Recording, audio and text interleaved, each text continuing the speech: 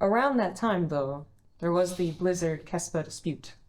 Can you tell me your feelings on what happened then? 음, 보통 제가 NDA 계약서를 그때 자세히 기억하지 못해서 근데 사실 제가 블리자드와 NDA 계약서를 맺은 게 있어요. 아마 아무도 모를 거예요. 왜냐면 블리자드가 캐스파와 뭔가 협상을 하기 이전에 저희랑 먼저 계약을 타진했었어요. 온게임이죠. 네.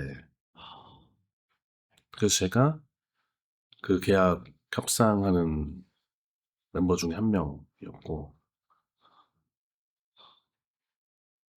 그래서 사실 블리자드가 관심을 가지게 된 것 자체가 저는 나쁘지 않다고 생각했어요. 물론 그때 당시에 이제 지재권을 요구한다? 방송사에. 이게 맞냐 틀리냐를 떠나서 좀 뭔가 좀 우리가 다 뭔가 자생적으로 이렇게 만들어져서 다 같이 즐기던 게 물론 게임 주 IP 홀더는 100% 이제 게임사니까 게임사가 컨트롤할 수 있는 건 당연하지만 뭔가 약간 우리의 놀이감을 약간 누군가 이렇게 딱 뭔가 컨트롤하게 되는 그런 그 반발심 같은 건 당연히 있었던 것 같아요. 하지만 이제 블리자드와 이제 계약서도 검토하면서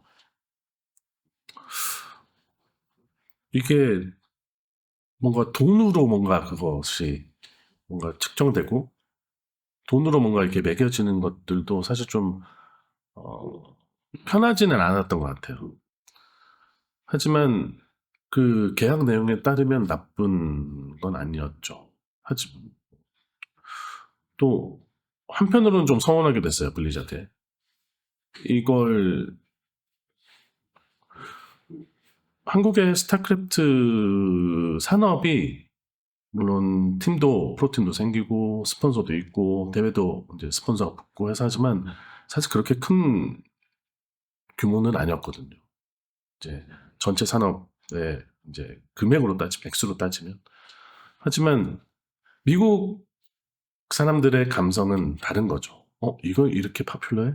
그럼 유명한 뭔가 가치를 벌어들일 수 있는데 시청률 이렇게 나와?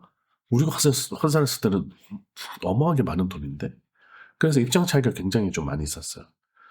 하지만 어쨌든 좀 사실 합의점은 찾았고 하지만 제가 말할 수 없는 다른 어떤 이슈로 인해서 그게 이제 최종 사인이 되지 않았었어요. 그와 동시에 이제 협회에서는 뭐 공공재라는 얘기까지 써가면서 대응을 했죠. 하지만 뭐 그때 감정을 저도 이해하기 때문에 뭐 협회가 이건 너무 잘못했다라든지 뭐 그렇게 얘기하고 싶진 않아요. 하지만 어떻게 보면 서로의 입장 차이가 좀 많이 달랐어요. 그 입장 차이라는 건 저는 이 시장에 대한 이해도 많이 달랐고